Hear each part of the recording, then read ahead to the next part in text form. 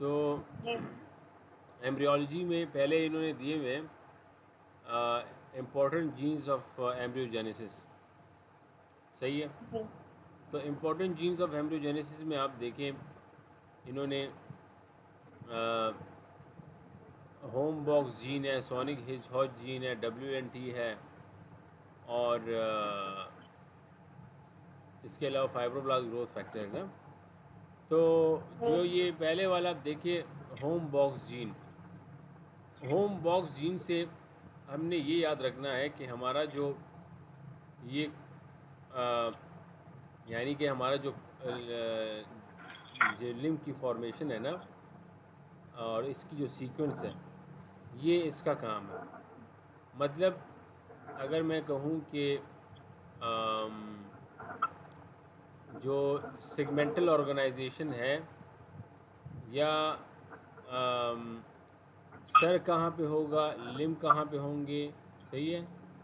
तो ये ठीक है। ये काम किसका है? होम बॉक्स का है। ठीक है। तो होम बॉक्स में आप देखें, इन्होंने लिखा हुआ कि produce multiple location, segmental organization of embryo and एक मिनट, अच्छा,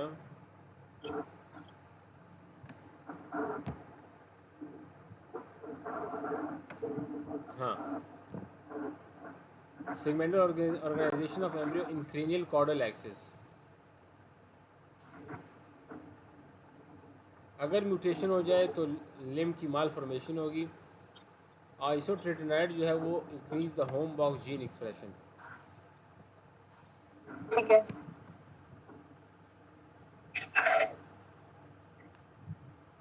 अच्छा जी, मतलब क्या हुआ? मतलब ये हुआ कि सिनडिक्टिली है, पॉलीडिक्टिली है, ये होम बॉक्स की वजह से होता है। होम बॉक्स 1A, हो लाइक इट्स लाइक, है ना, होम बॉक्स। तो Hox 1, Hox A1, B1, Hox D1, ये जितने भी है ना, इसके तकरीबन सेम सीक्वेंस होते हैं, और इसमें आलमोस्ट ऑल ऑफ देम है 180 बेसिस ना। तो अगर आप इसकी ना एक मतलब अगर आप इसकी एक्सप्रेशन को बढ़ा दें, तो इस तरह फिंगर से रिलेटेड प्रॉब्लम, सही है, सिनडिक्टिली, पॉलीडिक्टिली, ये चीज़ें आ सकती हैं, या लिम्ब की ठीक फॉर्मेशन हो है। सकती है। ठीक है, माल फॉर्मेशन। अब अगर सोनिक हिंज वॉच पे आ जाए तो क्या लिखा है कि ये सोनिक हिंज वॉच ना, ये सिग्नलिंग देता है, मैसेजेस देता है। ठीक है, यानी कि एम्ब्रियोनिक सिग्नलिंग प्रोटीन है बेसिकली ये।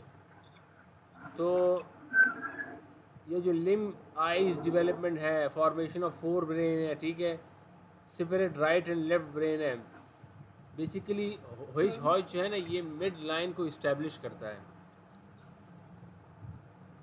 अब देखिए, पढ़ते हैं कि क्या लिखा है इसमें ना। कह रहे हैं कि produce at notochord, limb buds, zone of polarizing activity, CNS development, anterior posterior limb axis patterning and mutation will lead to holoprosencephaly. अच्छा, होम बॉक्स ने लिम्स बना दिए सीक्वेंस के साथ, ये फिर एंटीरियर और पोस्टीरियर जो लिम्ब का है वो बनाएगा। ठीक है, मतलब एक्सिस पैटर्निंग करेगा लिम्स की, और CNS डेवलपमेंट में भी हेल्प करता है। और मिड लाइन जो है हमारे पास, जिस तरह टू सेरेब्रल हेमिस्फीयर है, इसके बीच में एक स्पेस है, मतलब एक मिड लाइन है।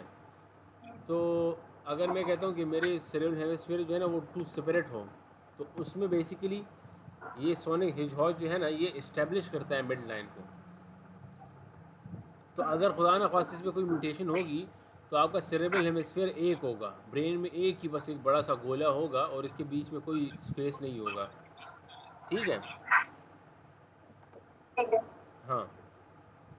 तो then we have this WNT। WNT जो है, it produces a limb buds, सही, apical ectodermal ridge dorsal ventral limb axis patterning. ठीक है, तो जो लिम्ब की डोर्सल और वेंट्रल एक्सिस पैटर्निंग है उसमें हेल्प करता है, और लिम्ब बर्ड्स प्रोड्यूस करता है। सही है, WNT जो ठीक है। है। तो इसका क्या मतलब है कि WNT7 लिखा हुआ है ना इन्होंने, तो WNT वेंट 7 कर दे, वेंट 7। ठीक है। हाँ। अच्छा,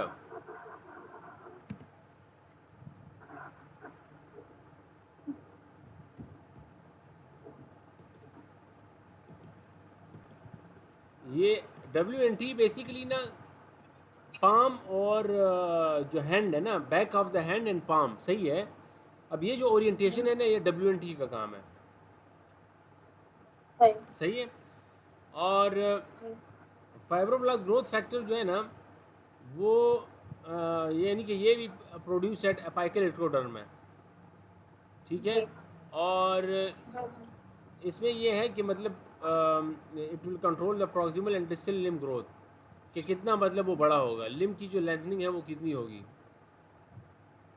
सही है। Via mitosis of the mesoderm, तो मतलब लिम्ब बड़ा कितना होगा, ये फाइब्रोब्लास्ट ग्रोथ रिसेप्टर का काम है। WNT ये काम करेगा कि पाम कहाँ पे है और डॉर्सम कहाँ पे है, सही है। और लाइक इस तरह की जो पैटर्निंग है लिम्ब्स की, ये WNT का काम है।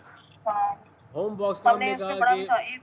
हाँ, एक कॉन्ड्रोप्लेजिया में हमने पढ़ा भी था कि फाइब्रोब्लास्ट ग्रोथ फैक्टर का प्रॉब्लम होता है, इसलिए लिम्स शॉर्टन होते हैं। फाइब्रोब्लास्ट ग्रोथ फैक्टर की म्यूटेशन होगी, जिसकी वजह से जो हमारा जो हेड होता है, बाकी स्ट्रक्चर होता है वो ठीक होगा, लेकिन लिम्स शॉर्ट होंगे। वो फाइब्रोब्लास्ट ग्रोथ फैक्टर की म्यूटेशन की वजह से ही होते हैं। ये कॉन्ड्रोप्लेजिया में पढ़ा था हमने कल। एग्जैक्टली फाइब्रोब्लास्ट ग्रोथ रिसेप्टर में हमने पढ़ा था कि लिम्ब की अगर आपके पास एक, लेंथनिंग की होगी। हाँ, लेंथिंग नहीं होगी, शॉर्ट होंगे। अच्छा, फिर क्या है हमारे पास कि इन्होंने इसमें और तो कुछ नहीं दिया ना, बस यही लिखा हुआ है। अच्छा, फाइब्रोब्लास्ट ग्रोथ फैक्टर रिसेप्टर में आप इसमें आ, जो proximal to distal limb development है और बस इसमें यही है, सही है। जी। अच्छा, फिर हम आगे जाते हैं, बात करते हैं किस चीज़ पर, early fitter development. Early embryonic development पर। हाँ। अच्छा,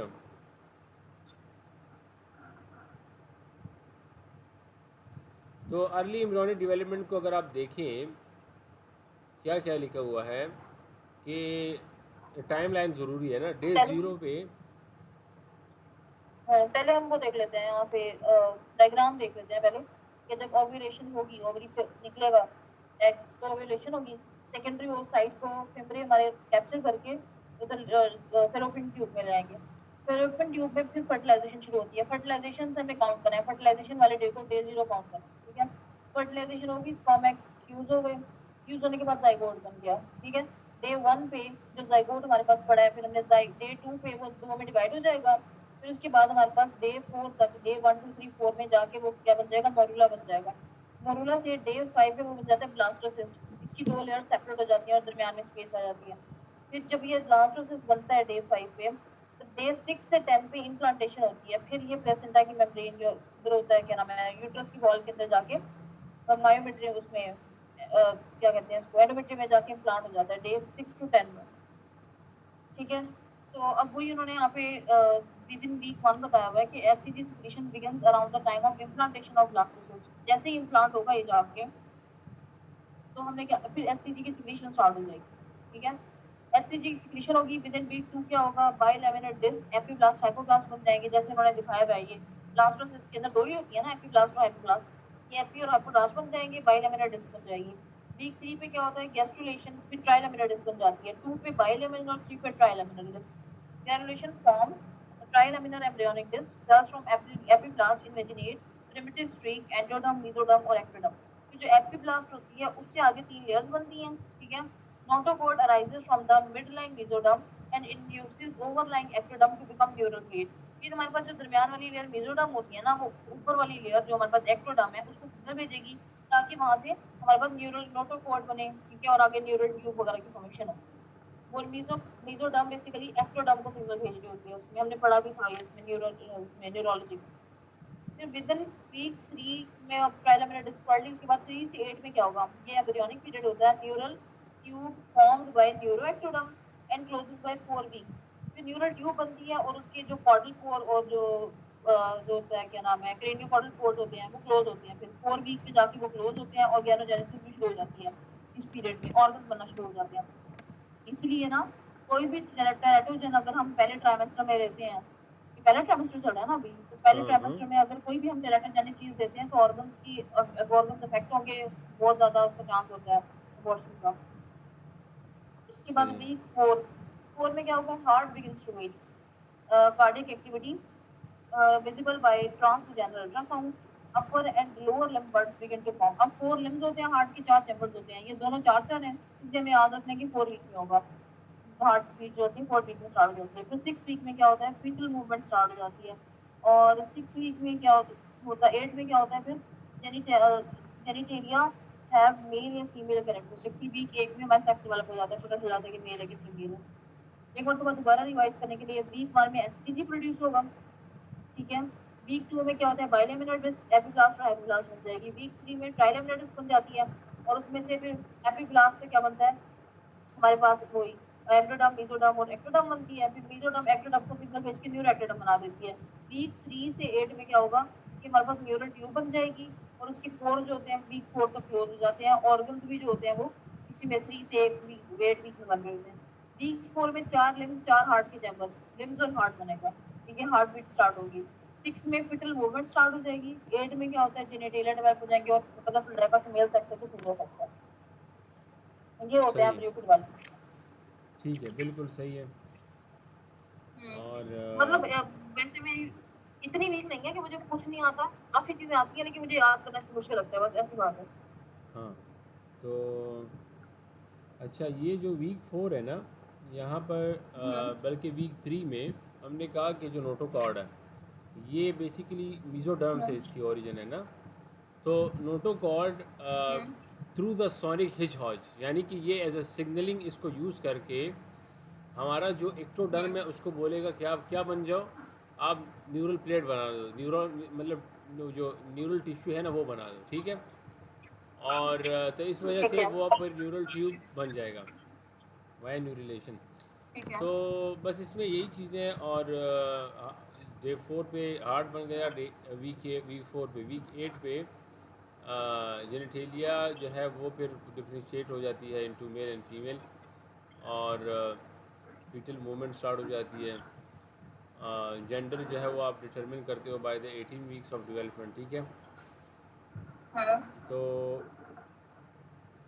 I think that's more than enough जो चीज़ें आपने इसमें बताई है। जो जी। हैप्लॉइड मैच्योर उसके बाद स्पर्मेटोजोन है 1N1C, ठीक है। हैप्लॉइड ओम 1N1C, जाइगोट 2N2C, ठीक है।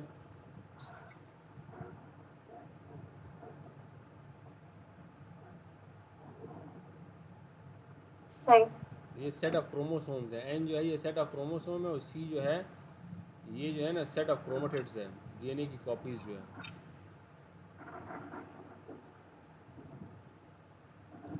अच्छा,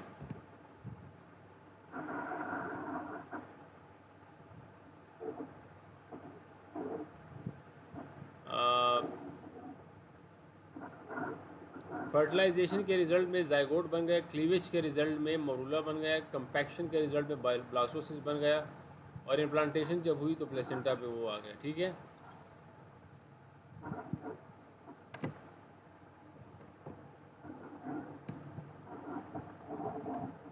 तो ये जो इनर सेल मास है इसे एम्ब्रियोब्लास्ट कहेंगे, और जो ब्लास्टोसिस्ट कैविटी है वो फिर उसके बाहर बाहर साइड पे होगी, मतलब इनर सेल मास जो है वो अंदर की तरफ है, और उसके साथ जो है फिर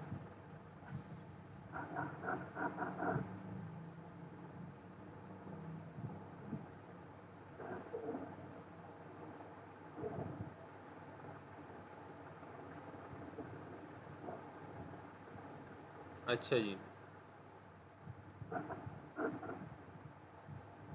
फिर आते हैं और बात करते हैं किस चीज़ पर, एम्ब्रियोनिक एम्ब्रियोलॉजिक डेरिवेटिव्स पर ना। तो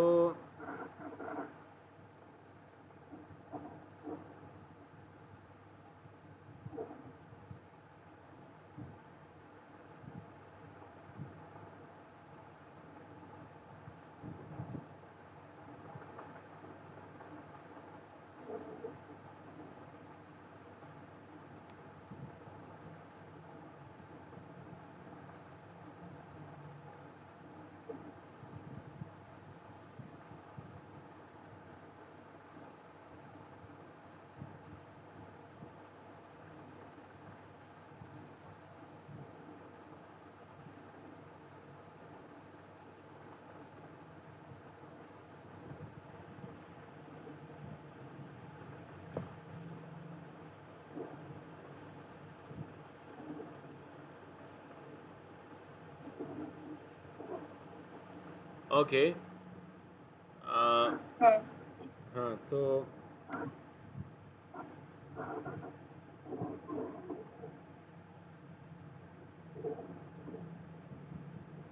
अच्छा जी, फिर हमारे पास एम्ब्रियोलॉजी के डेरिवेटिव में एक्टोडर्म है, और मतलब इन्होंने दिया हुआ day 16, day 19, day 20 and day 22 ना। तो हम्म। हाँ, इसमें वो न्यूरल ट्यूब इन्होंने बनाया हुआ है, और साथ से फिर इन्होंने, अगर आप देखें, ये वो मीज़ोडर्म से आपका न्यूरल नोटोकॉर्ड बनता है।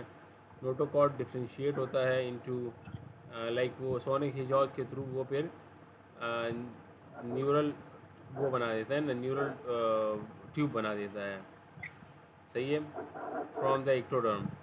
तो एक्टोडर्म को डिफ्रेंशिएट करता है इनटू द न्यूरल ट्यूब, और साथ में जो न्यूरल क्रेस्ट सेल्स है वो भी बन जाते हैं, और वो फिर पेरिफेरल नर्वस सिस्टम को बनाते हैं, और न्यूरल ट्यूब जो है हमारा ब्रेन स्पाइनल कॉर्ड बनाता है।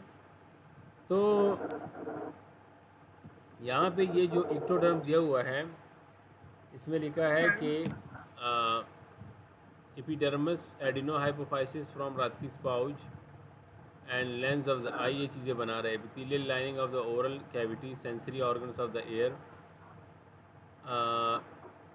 olfactory epithelium, anal canal below the bacterial line, parotid, sweat, mammary glands।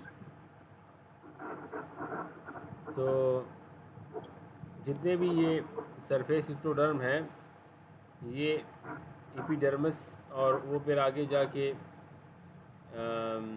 हमारा जो पिट्यूटरी है, जो कि रात की स्पाउच से अराइज होता है। लेंस है, कॉर्निया है, एपिथेलियम, ओरल मिकोजा है, ओरल कैविटी की।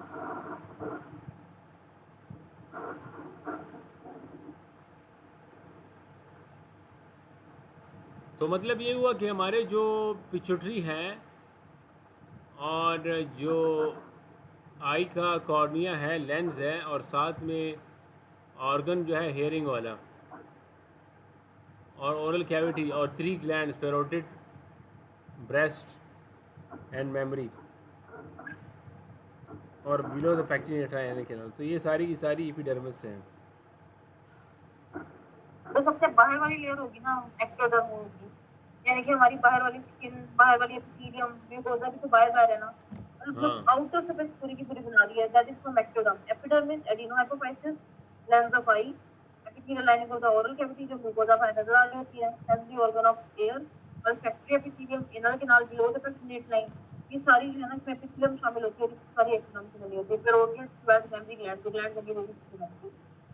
अच्छा, अब न्यूरल ट्यूब जो होती है, उससे ब्रेन वाले स्ट्रक्चर्स और सीएनएस वाले स्ट्रक्चर्स बनते हैं। न्यूरल ट्यूब सीएनएस बनाती है, और न्यूरल क्रस्ट पीएनएस बनाती है। न्यूरल क्रस्ट सीएनएस यानी कि ब्रेन, न्यूरोहाइपोफाइसिस, एडिनोहाइपोफाइसिस, क्योंकि सरफेस एक्टोडर्म से बन गया था, इसलिए जो न्यूरोहाइपोफाइसिस होगा वो इससे न्यूरल ट्यूब से बनेगा। Neurohypophysis, CNS neurons, oligodendrocytes, astrocytes, ependymal sales, ठीक है, ये जो जितने भी ब्रेन के स्ट्रक्चर्स में आ रहे हैं, pineal gland, retina and spinal cord, ये सब चीजें न्यूरल ट्यूब। इसका रेटिना इंपॉर्टेंट है, ये भूल जाता है। इसका न्यूरल ट्यूब से रेटिना, क्योंकि रेटिना में वही रोड्स फॉर्म होते हैं, बाकी सेल्स होते हैं जो सीएनएस ही कंट्रोल कर रहा होता है उनको। लेकिन तो न्यूरल ट्यूब में रेटिना, स्पाइनल कॉर्ड, ये सब चीजें न्यूरल ट्यूब में बनानी है। न्यूरल क्रस्ट जो होता है वो पेरिफेरल नर्वस सिस्टम बनाता है। इसमें क्या कौन से सेल्स आ जाएंगे फिर इसमें, इंटेरोक्रोमोफिन सेल्स, लेप्टोमेनिंजेस, ठीक है, जो आउटर कवरिंग होगी सारी वो, एरेक्नोइड पायामेटल, मेलानोसाइट्स। अब इसको याद करने का एल्मो पासिस उन्होंने नमोनिक बताया है, लेकिन हाँ वैसे भी याद हो जाएगा ये।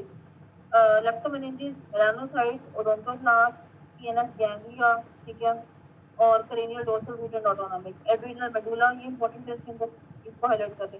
एड्रिनल मेडुला न्यूरल क्रस्ट से बनता है। श्वान सेल्स, स्पाइरल मेम्ब्रेन, क्योंकि ऑर्टिको पल्मोनरी सेप्टम होता है जो वो भी, एंडोकार्डियल कुशन्स, हार्ट वाला जो है वो ड्राइव पार्शली फ्रॉम मेसोडर्म, और स्कल बोन्स, ये सब चीजें न्यूरल क्रस्ट ने बनानी है।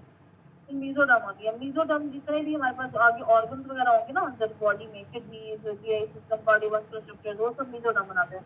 मिडल लेयर जो होती है, muscle, bone, connective tissue, serous lining of the body cavities, peritoneum, pericardium, pleura, spleen develops within the foregut mesentery, cardiovascular structures, lymphatics, blood, ठीक है, wall of gut tube, upper two third of the vagina, kidneys, adrenal cortex. Adrenal cortex mesoderm से बन रहा है लेकिन medulla न्यूरोक्रस से बन रहा था, ये बात याद रखना है। क्योंकि देखिए एड्रिनल मेडुला की कौन से मेन चीजें होती हैं, वही एपिनेफ्रिन और एपिनेफ्रिन वगैरह रिलीज करा होता है ना, तो वो ना उससे याद रखना है, वो ब्रेन से रिलेटेड है, न्यूरोक्रस से बनेगा एड्रिनल मेडुला। कॉर्टेक्स तो मेसोडर्म से बनता है। डर्मिस, ठीक है, दरमियान वाली लेयर जो होगी स्किन की, testis, ovaries, microglia, dura mater, tracheal and cartilage, ठीक है, ये सब मेसोडर्म से बनता है। उसके बाद जो है notochord induces ectoderm to form neuroectoderm. Its only postnatal derivative is nucleus pulposus of the intervertebral disc. मैं पता है कि नोटोकॉर्ड से न्यूक्लियस पल्पोसस बनता है। एंडोडर्म है फिर gut tube epithelium including anal canal, और जो एंडोडर्म होगी सबसे अंदर वाले structure, gut tube epithelium including anal canal above the pituitary line, most of the urethra and lower one third of vagina derived from urogenital sinus. Luminal epithelium derivatives, lungs, liver, gallbladder, pancreas, eustachian tube, thymus, ये ना रट्टा लगाना पड़ेगा, तो internal layer से हमने याद रखना है बस इसको कि liver, gallbladder, pancreas, eustachian tube, thymus, parathyroid, follicular cells and parafollicular cells, ये सब एंडोडर्म से बने। अब इसको रट्टा ही लगाना पड़ेगा, इसके अलावा कोई ऑप्शन नहीं है, आपको निमोनिक बना के याद करना पड़ेगा। अगर आपको इसको अच्छे निमोनिक है तो आप बता दें, वरना फिर मैं बता दूँ। नहीं, इसमें नेमोनिक बंदा बनाए कैसे? निमोनिक यही कि आप ना जैसे हर किसी का पहला वर्ड जैसे उन्होंने एल्बोफासिस के नाम से बनाया हुआ है, तो कुछ ना कुछ याद रह जाता है बंदे को।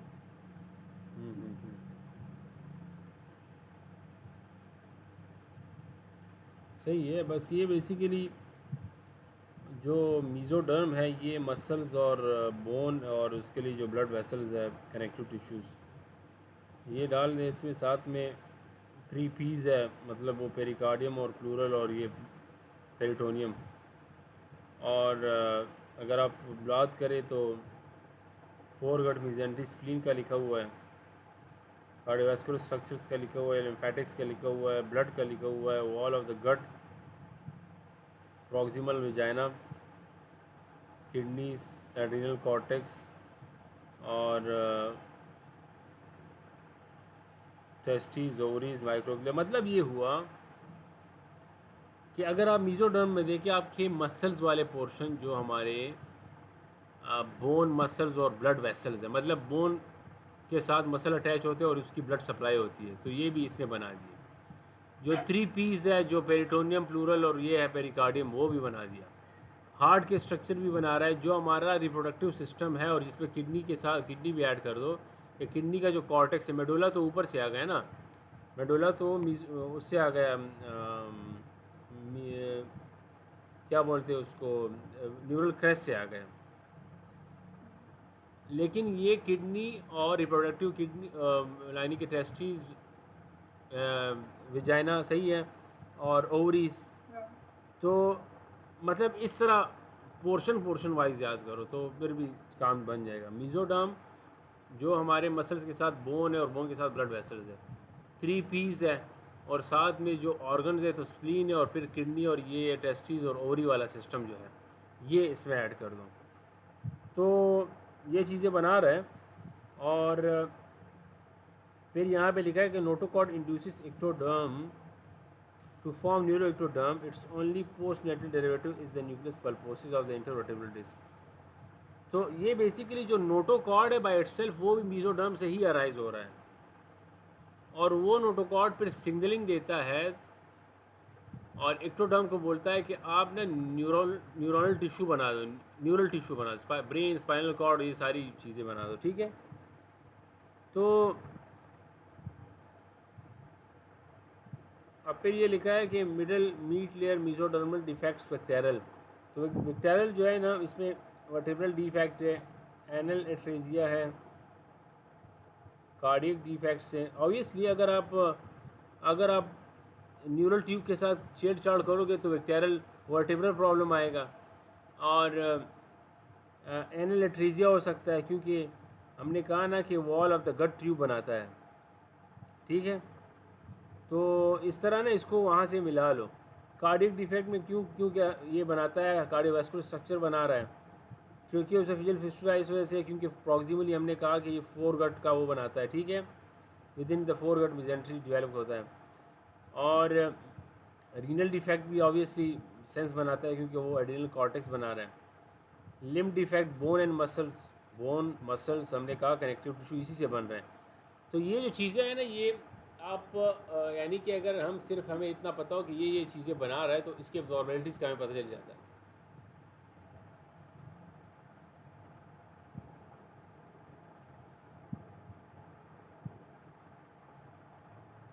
सही है। ठीक है। हाँ, अच्छा, तो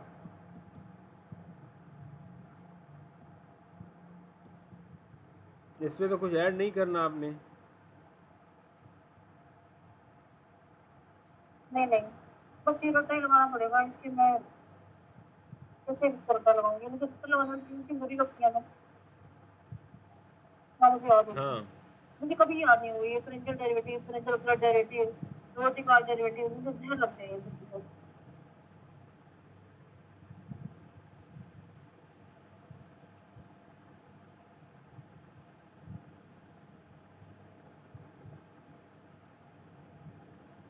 तो ये जो मीज़न कायमा है ये भी डिराइव होता है फ्रॉम द मीज़ोडर्म, ठीक है। और यही एक ऐसी चीज़ है कि जो हमारे bones, cartilage, blood vessels, lymphatics ये बना रहे होते हैं, सर्कुलेटरी सिस्टम और ठीक मीजनकाइमल है, इसको ट्यूमर्स। आपको निमोनिक मैं इसको देख के बताती हूँ आपको। 2 मिनट, 1 मिनट रुकिए, डॉक्टर, मुझे 2 मिनट में देख चाहिए।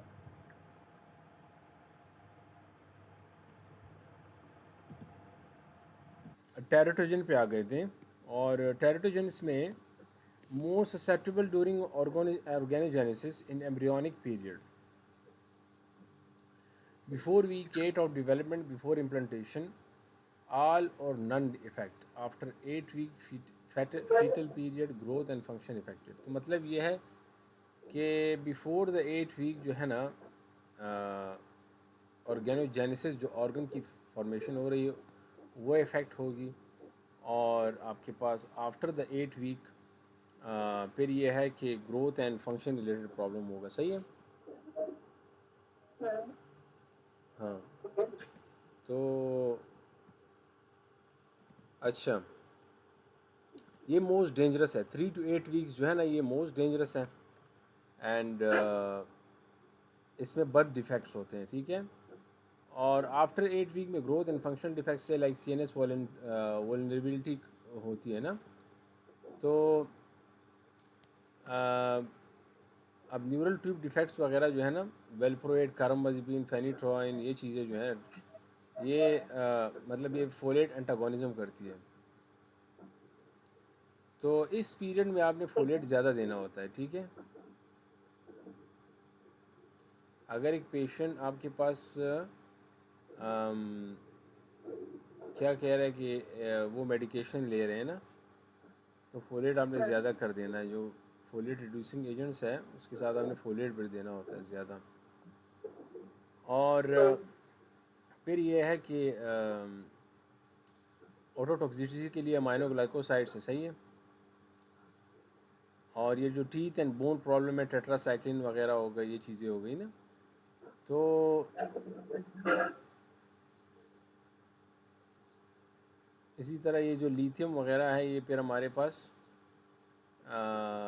एब्स्टीन एनोमलीज वगैरह और ये चीज़ें करते हैं। तो अभी पढ़ते हैं इसको और समझने की कोशिश करते हैं कि क्या सीन है।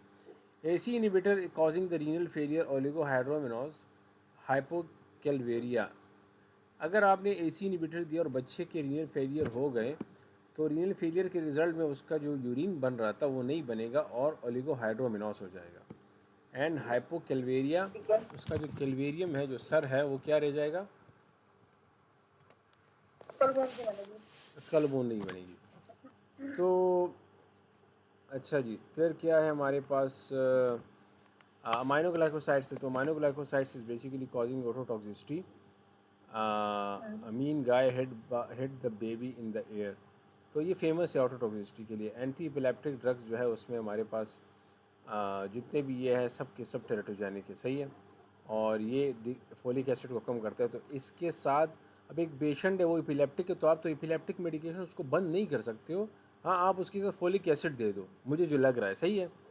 तो neural tube defects, cardiac defect, cleft palate, skeletal abnormalities, swellings, nail hypoplasia, facial dysmorphism, most commonly due to वेल्प्रोएट,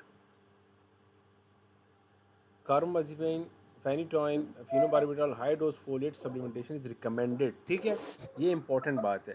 ये जो जितने भी देखे, ये जो इपिलेप्टिक पेशेंट्स होते हैं ना, इपिलेप्टिक पेशेंट्स, इनके जो बच्चे होते हैं ना, अक्सर उनमें प्रॉब्लम आ जाती है। एंड द रीज़न इज़ कि वो ये मेडिकेशन ले रहे होते हैं। सही, जो फीमेल, जो माँ एपिलेप्टिक हो और जो एंटी एपिलेप्टिक मेडिकेशन लेती हो, तो उसमें यूजुअली प्रॉब्लम उसके बच्चों में होते हैं, कंजेनिटल कोई ना कोई इशू होता है।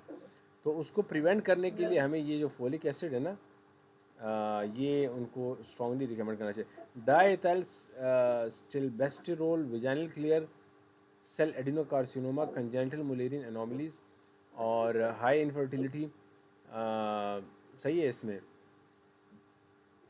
और ब्रेस्ट के कैंसर के चांसेस भी बढ़ जाते हैं इनमें। ठीक है, ये जो मुलेरिन वाले हैं।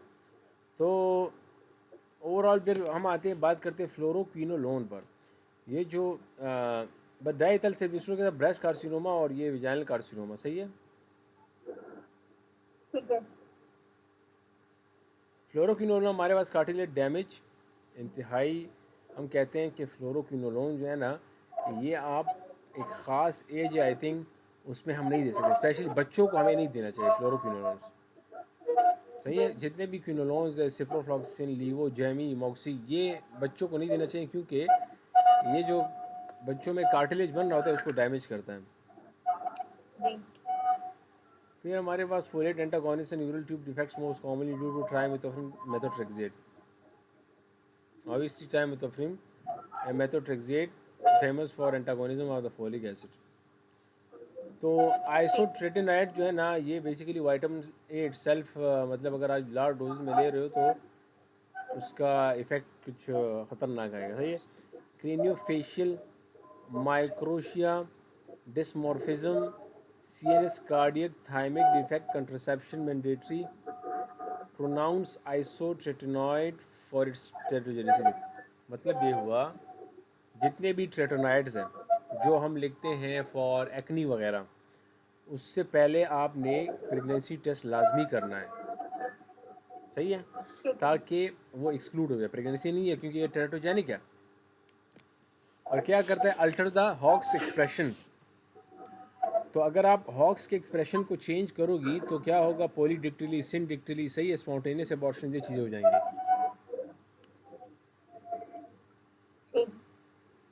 हाँ, तो फिर हमारे पास है लिथियम। तो लिथियम जो है ना, वो हमने पढ़ा हिस्ट्री एनोमली करता है, और ये बाइपोलर डिसऑर्डर के लिए हम यूज़ करते हैं। तो इस पर भी आपने देखना है कि मतलब एप्सिन एनोमली जो है ना, ये इम्पॉर्टेंट भी है। फिर मेथोट्रेक्सेट जो है ना, वो आपके पास methotrexate is aplasia cutis congenita, congenital absence of skin typically on scalp, और मे कॉज ये मतलब फीटल ना एंड न्यूनेटल हाइपोथायरॉयडिज्म भी कॉज कर सकता है मेथिमाजोल। तो मेथिमाजोल स्किन स्कैल्प पे इसको उड़ा देता है बिल्कुल। ठीक है। मेथिमाजोल। हाँ, कुछ ऐड तो नहीं करना है यहाँ तक।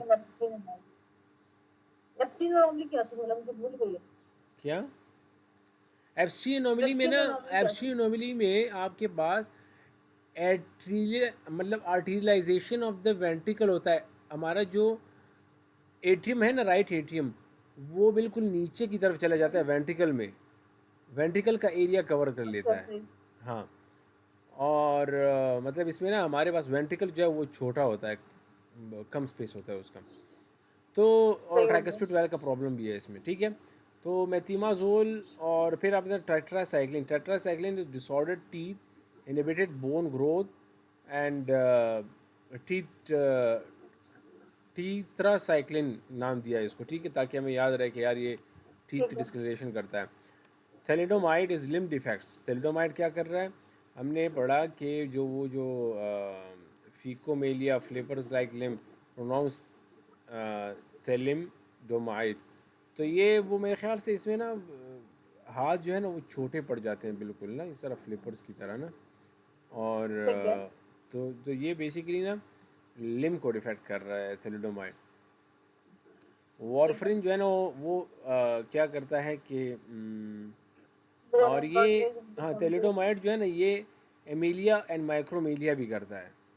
सही है, एमिलिया एंड ठीक है। माइक्रोमीलिया। और आई थिंक ये मैंने वहाँ से नोट किया था। मैं ज़रा देखूँ ये।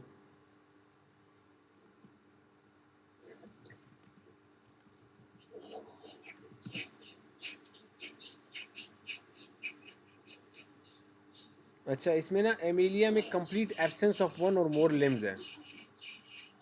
ठीक है। हाँ, और मतलब ये बस लिम्ब से रिलेटेड प्रॉब्लम है ना, चाहे वो फ्लिपर्स लिम्ब हो, फिकोमीलिया हो या एमीलिया हो, ठीक है। अच्छा, तो एलियम हाइपोप्लेजिया, एलियम हाइपोप्लेजिया का मतलब माइक्रोमीडिया ही मिलिया होगा। लिम्फ से डेवलपमेंट है, लिम्ब से optic related. Nerve atrophy fitter signal haemorrhage. ठीक है। Warfarin is a fetal warfarin syndrome, मतलब ये हुआ कि वारफरिन से भी प्रॉब्लम हो सकते हैं, like bone and cartilage deformities है, स्टिपल एपिफाइसिस है, नेजल एंड लिम्ब हाइपोप्लेजिया है, ऑप्टिक नर्व एट्रोफी है, सेरेब्रल हेमरेज है। Use heparin during pregnancy does not cross the placenta.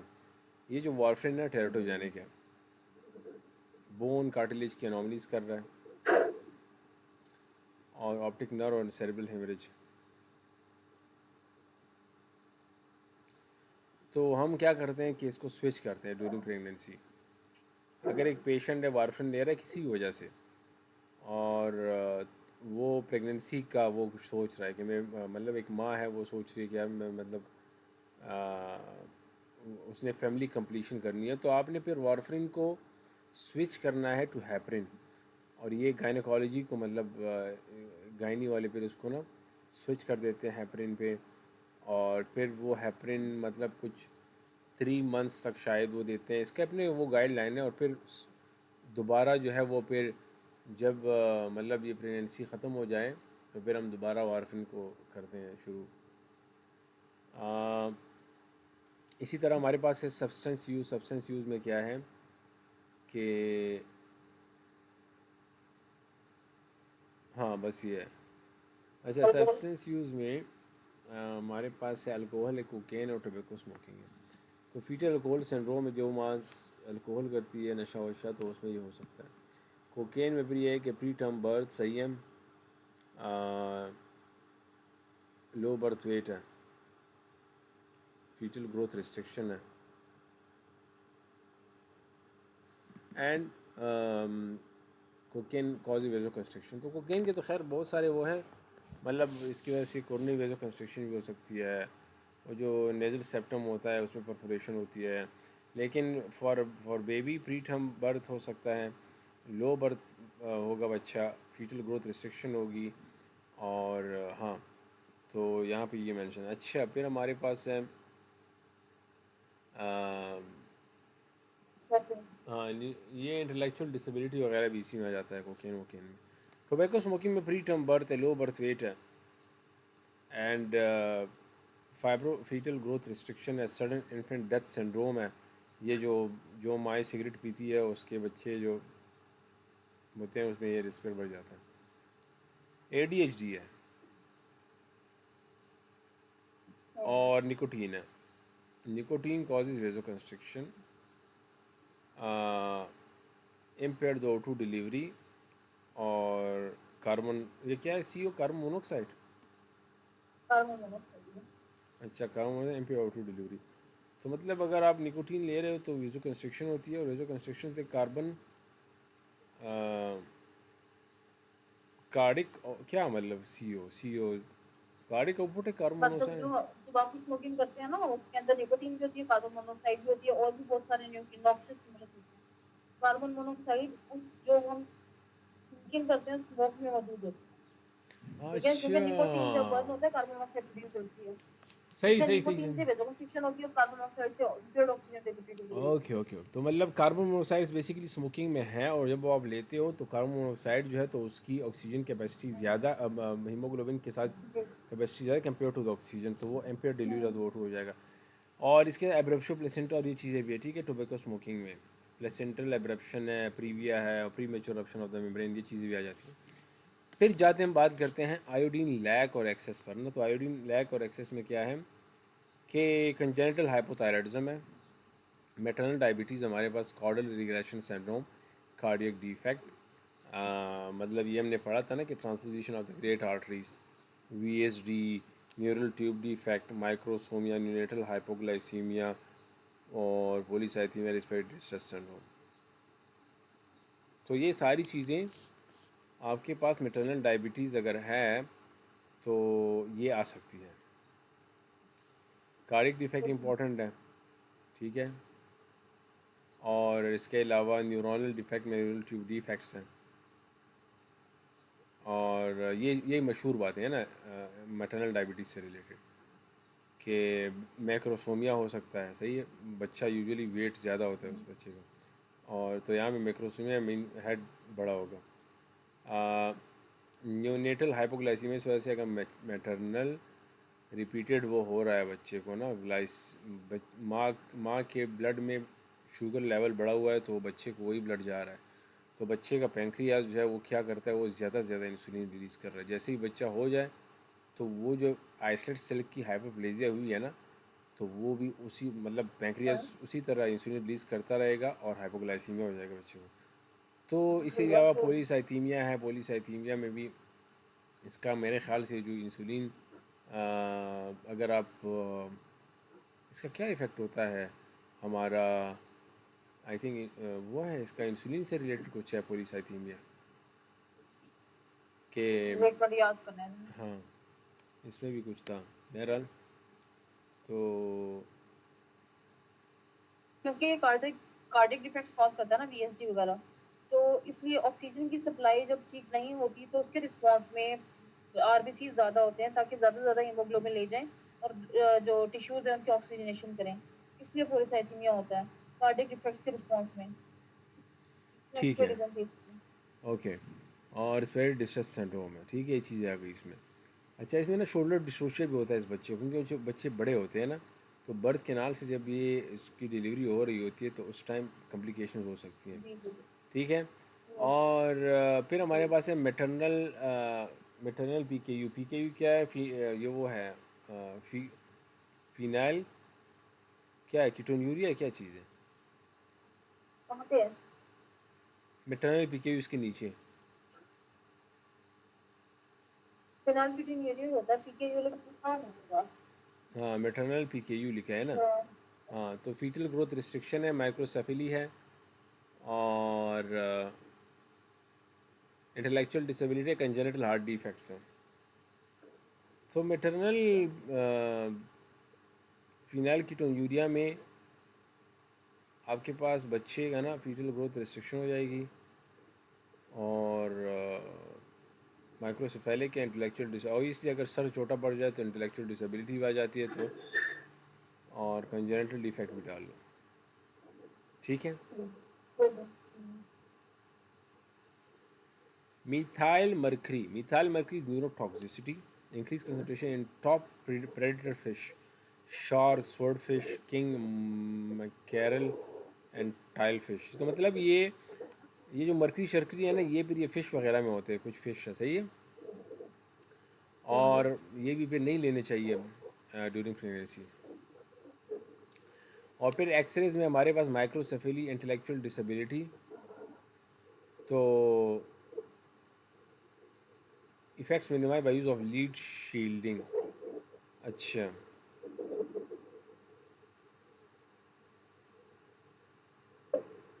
Blood shedding करने में बहुत शरीर को दर्द करना है। मैक्सिमम दर्द होती है। ओके, ठीक हो गया। हाँ, तो ये बेसिकली वारफिन का ज़रा आप देखें, ये स्टिपल्ड एपिफाइसिस आता है वारफिन के साथ, ठीक है, ठीक स्टिपल्ड है। एपिफाइसिस, बहुत एक मुझे तो एक अजीब सा वो लग रहा है ये, क्या मतलब ये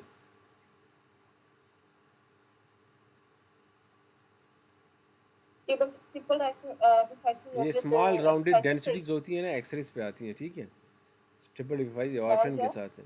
स्मॉल राउंडेड डेंसिटीज हैं, देखिए ये। अच्छा। हाँ, ये छोटे छोटे वो है। अच्छा, फिर मैं आपको सेंड करता हूँ इमेजेस का, ठीक है।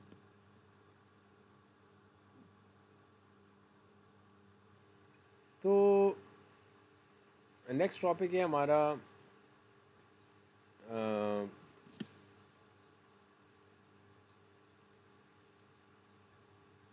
Types of errors in morphogenesis.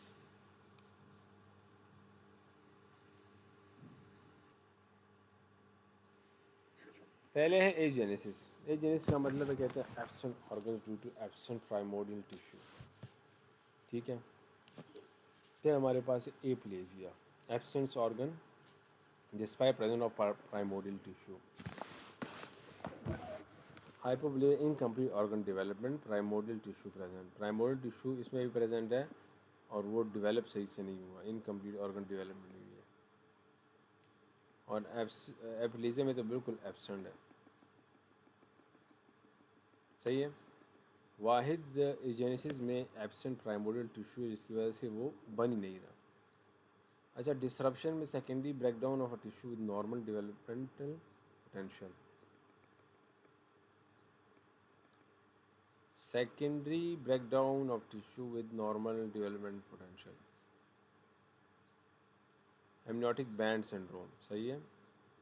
मतलब आप उसको ना, वो डेवलपमेंटल पोटेंशियल है उसमें, लेकिन आपने रिस्ट्रिक्शन कर दिया, एमनियोटिक बैंड वगैरह आ गए ना बीच में, तो आपने डिस्टर्ब कर दिया। अब ये वर्ड्स इंपॉर्टेंट है, ठीक है। डिस्ट्रप्शन में आप उसको, वो खुद बन रहा है लेकिन आप उसको बनने नहीं दे रहे हो। डीफॉर्मेशन में extrinsic mechanical distortion, congenital torticollis occurs due to fetal period. क्या मतलब हुआ इसका डीफॉर्मेशन का, कि माल फॉर्मेशन जो इसके नीचे है ना, ये तो ठीक है, ये तो समझ आ गई कि इंट्रिंसिक डेवलपमेंटल डिफेक्ट है, like cleft lip, cleft palate during embryonic period हो रहा है, कि वो बन नहीं रहा सही तरीके से। तो डीफॉर्मेशन से सही क्या बात है। मतलब है? डी डी मॉल फॉर्मेशन होता है कि बनी ठीक तरीके से नहीं, और डी फॉर्मेशन का मतलब था कि बना ठीक था लेकिन बाहर से कोई प्रेशर पड़ा है। जैसे यूट्रस है ना हमारी, हम्म। यूट्रस के ऊपर कोई, उसके आसपास कोई मैस पड़ा है, कोई भी इस तरह की चीज थी कि उसने यूट्रस में बच्चे के हेड के ऊपर प्रेशर डाला। तो मुस्तकिल हेड के ऊपर प्रेशर रहेगा तो डेवलपमेंट के दौरान क्या होता है, टॉर्टिकल डेवलप हो जाएगा। पेशेंट की नेक जो है ना, वो ग्रोथ इस तरह की होगी उसके मतलब की नेक उसी तरफ को टर्न हो जाएगी।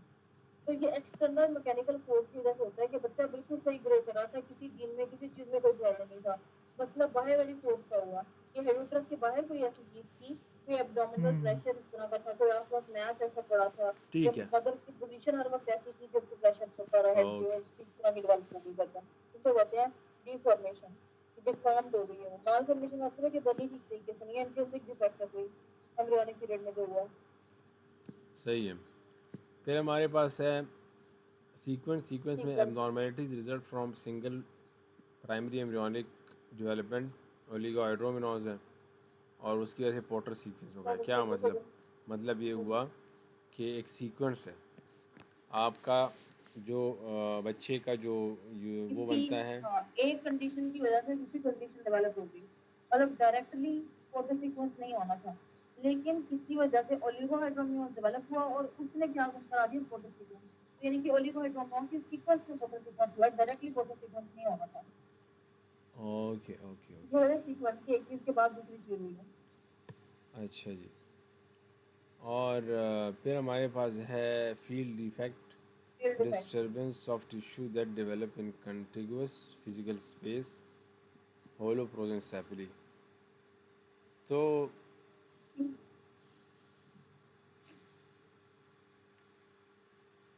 holoprosencephaly में एक ही सेलुलर हेमिस्फेयर है, डिवाइड नहीं हुआ, और उसी स्पेसिफिक एरिया में फील्ड फील्ड डिफेक्ट का मतलब होता है कि उसी स्पेसिफिक एरिया में प्रॉब्लम हुआ। देखिए ब्रेन, कोलोप्रोसेंसेफली में सिर्फ ब्रेन का डिफेक्ट होता है कि उसमें हेमिस्फीयर डिवाइड नहीं होते, एक ही वेंट्रिकल होता है। ये सब चीजें होती है ना इसमें, और एक ही साथ बेजल गैंग्लिया भी सारे फ्यूज हुए होते हैं। तो फील्ड डिफेक्ट ये है कि पूरी बॉडी में कोई प्रॉब्लम नहीं, सिर्फ एक जगह पे उसी फील्ड के अंदर प्रॉब्लम लगी होती है। तो फील्ड डिफेक्ट में होगा disturbance of tissue that develop in a continuous physical space. अब सिर्फ हेड के अंदर प्रॉब्लम है, ये इसको कहेंगे फील्ड डिफेक्ट। सही है। तो बाकी बॉडी बिल्कुल नॉर्मल होगी। अच्छा, मतलब ये जो सीक्वेंस था ना, ये प्राइमरी इवेंट एक हुआ और उससे मल्टीपल डाउनस्ट्रीम इफेक्ट प्रोड्यूस हुए, ठीक है। जी ऐसे ही है, मतलब हाँ, कहीं सेकेंडरी कॉज होगा बेसिकली और ये डेथ जो का। फील्ड इफेक्ट है इसमें डिस्टर्बेंस है स्पेसिफिक एम्ब्रियोलॉजिक रीजन में, और जी वो स्ट्रक्चर जो डेवलपिंग हो रहे हैं मतलब उसको इफेक्ट कर रहे हैं उसी एरिया के, ठीक है। तो जिस तरह ब्रेन है और फेशियल एबनॉर्मेलिटीज़ है, क्योंकि ये दोनों एक साथ यस। डेवलप होते हैं ना, तो जी जी। नेबरहुड है, बिल्कुल एक दूसरे के नेबरहुड प्रॉब्लम्स है। और फिजिकली मतलब सेम एरिया है ना, फेस और ये चीज़ें ना, तो इसी वजह से इन्होंने होलोप्रोसेंसेफली का लिखा है। हम्म, ये अगर होलोप्रोसेंसेफली होता है तो फेशियल एनॉमलीज भी होते हैं, क्लेफ्ट लिप, क्लेफ्ट पैलेट, ये चीज़ें ना। अच्छा, जी फिर अगर ऐसे आप ही है। बात करें मतलब फिटर होता है। हाँ, फीटल अल्कोहल सिंड्रोम, तो फीटल अल्कोहल सिंड्रोम में one of the leading preventable cause of intellectual disability in US secondary to maternal alcohol use during pregnancy. Newborn में प्रेजेंट विद डेवलपमेंटल डीले और माइक्रोसेफेली, फेशियल एबनॉर्मेलिटीज़,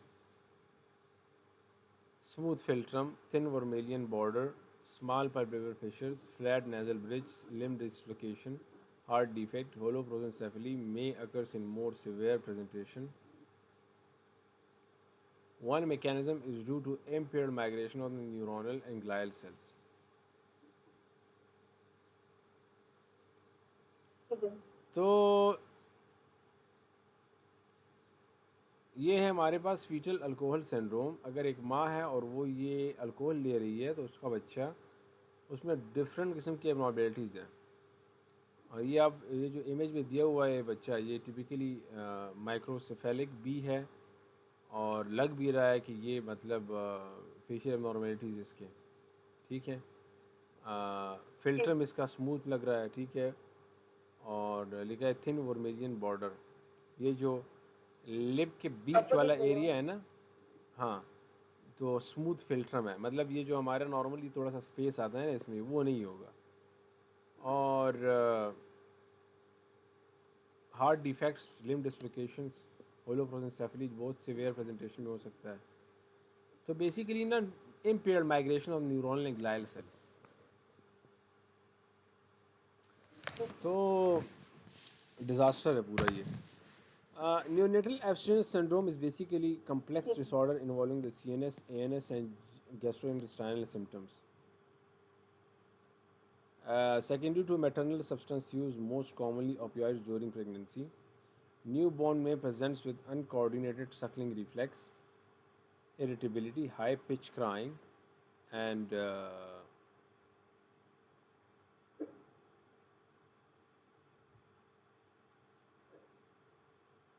ये ज़रा मैं यहाँ पे आपको ये दो तीन चीज़ें ऐड करना चाहता हूँ, ये बहुत इंपॉर्टेंट है, हमने इसको ऐसे ही पढ़ लिया।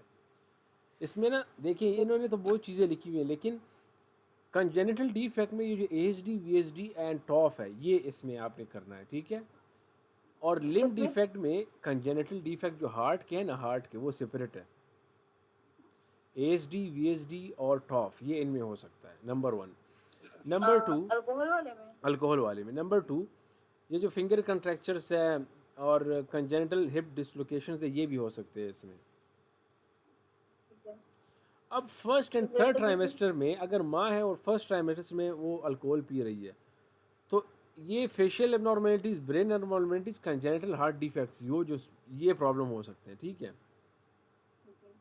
लेकिन थर्ड ट्राइमेस्टर में बच्चे का इंटेलेक्चुअल डिसेबिलिटी होना या इम्पेयरमेंट, ब्रेन ग्रोथ की इम्पेयरमेंट होती है, नंबर वन। नंबर टू, बच्चे का साइज़ जो है वो भी इफेक्ट होता है, and may occur with facial और ब्रेन। मतलब ये हुआ कि जो स्टार्ट वाला है ना फर्स्ट ट्राइमेस्टर, ये बहुत इंपॉर्टेंट है। वहाँ पे शुरू में हमने पढ़ लिया था, ऑर्गन फॉर्मेशन हो रही थी, ये सब कुछ हो रहा था।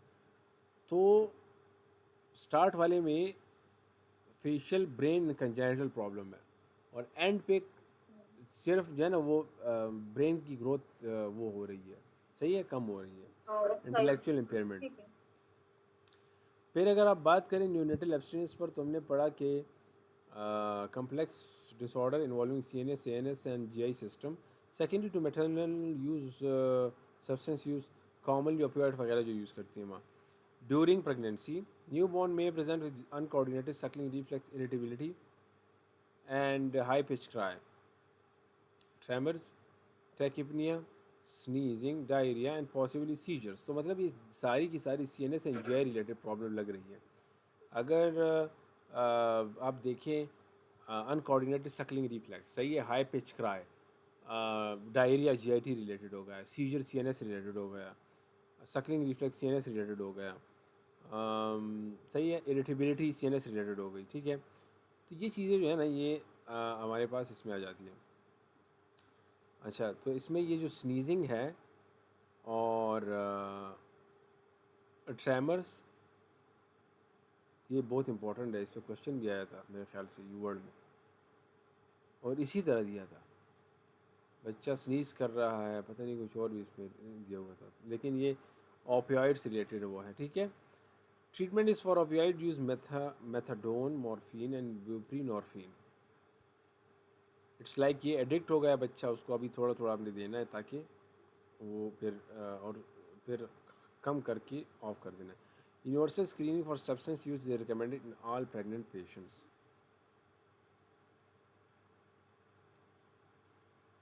ठीक है. ठीक है. हाँ, तो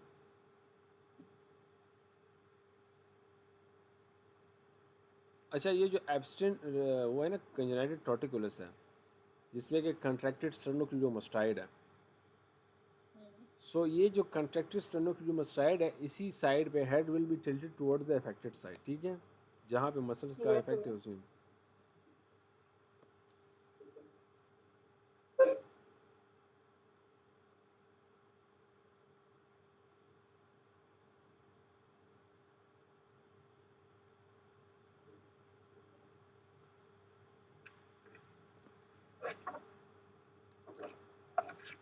okay,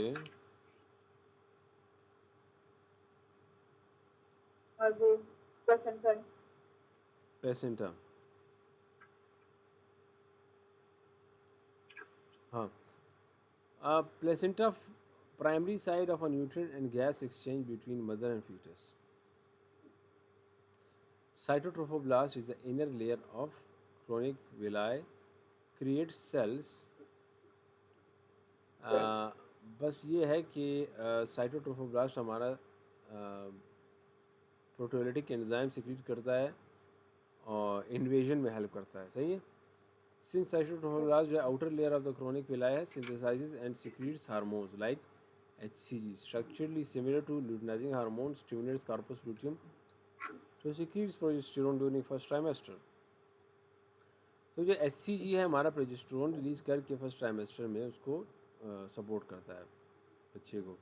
lags MHC1 expression, decrease chances of attack by maternal immune system. तो MHC नहीं होता तो वो इस पर अटैक नहीं कर सकता जो मैटरनल वो है. अच्छा, अब अगर हम बात करें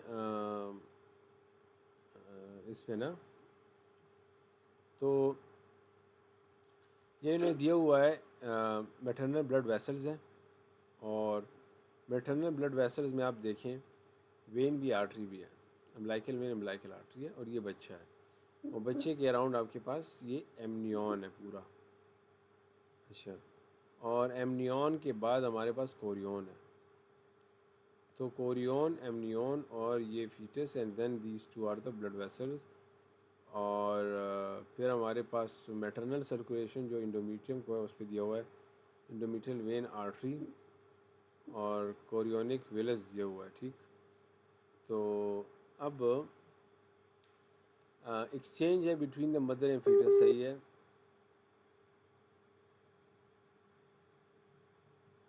हेलो,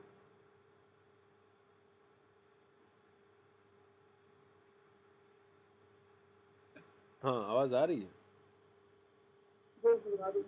हाँ, तो ये पास हो सकती है मदर से बच्चे में. ऑक्सीजन है, CO2 है, न्यूट्रिएंट्स है, वेस्ट है और IgGs है. और प्लेसेंटा का स्ट्रक्चर कुछ इन्होंने दिया हुआ है.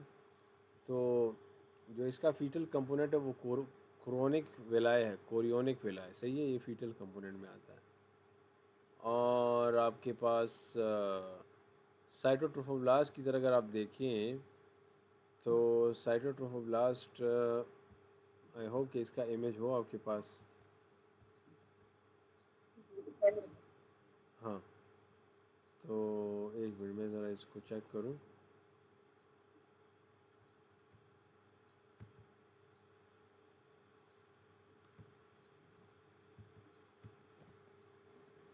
साइटोट्रोफोब्लास्ट एंड सिनसाइटोट्रोफोब्लास्ट, मैं ज़रा इसको एक दफ़ा चेक करता हूँ। अच्छा जी, तो साइटोट्रोफोब्लास्ट जो है ये हमारे पास इनर लेयर है, माइटोटिकली एक्टिव है और नए नए सेल्स बनते हैं इसमें, ठीक है। साइटोट्रोफोब्लास्ट सही है, सेल्स की पूरी एक फैक्ट्री है। और सिंस साइटोट्रोफोब्लास्ट आउटर लेयर है, सही है, डायरेक्ट कांटेक्ट में होता है मदर के ब्लड के साथ, ये जो सिंस साइटो है। और हार्मोन्स इसमें फिर ये है हमारे पास कि मतलब ये HCG वगैरह प्रोड्यूस करता है, MHC वगैरह नहीं होता, इसी वजह से अटैक्स नहीं कर सकते इम्यून कम्प्लेक्सेस मदर के इस पर ना। तो ये एक दो चीज़ें हैं बस, इनर लेयर है आउटर लेयर है। अच्छा जी, फिर हमारे पास है मैटरनल इसमें ना, अच्छा इसमें ना BTHCG का ये काम है कि it's look like similar to लुराइज हार्मोन है, लेकिन कार्पस लूटियम को मेंटेन करता है, ठीक है, कॉर्पस लूटियम को मेंटेन करता है और फर्स्ट ट्राइमेस्टर भी होगा। अच्छा जी, फिर जो मैटरनल कंपोनेंट है वो डेसिडुआ बेजालिस है, ये जो साइटो और सिंसाइटो था ये बच्चे वाला कंपोनेंट था। अब मैटरनल कंपोनेंट डेसिडुआ बेजालिस, अच्छा जी, डेसिडुआ बेजालिस जो है वो फिर हमारे पास डिराइव्ड होता है एंडोमीट्रियम से, और इसमें मैटरनल ब्लड वेसल्स है सारे के सारे। तो मैटरनल एंड फीटल ब्लड जो है ना वो डायरेक्टली मिक्स नहीं होता।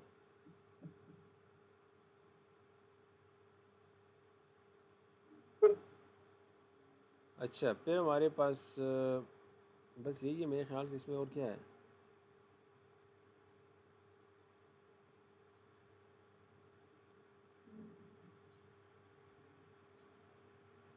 अच्छा, तो हो गई है।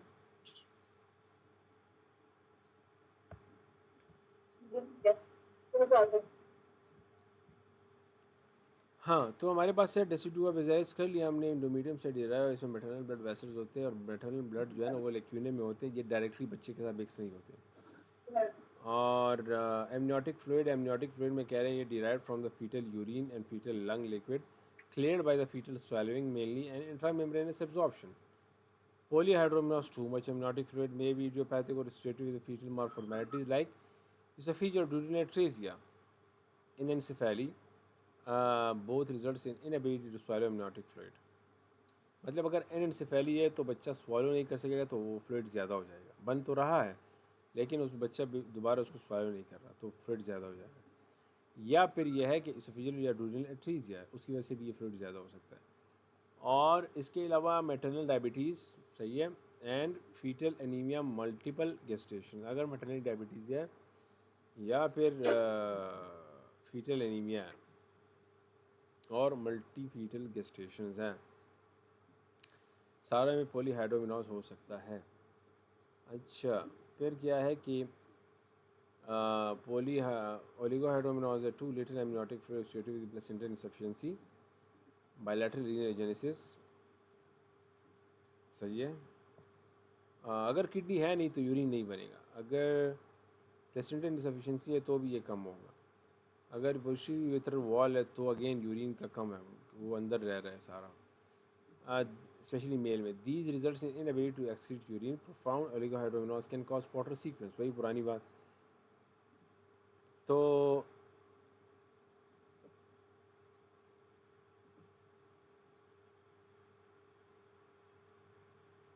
बस इसमें यही है, ठीक है।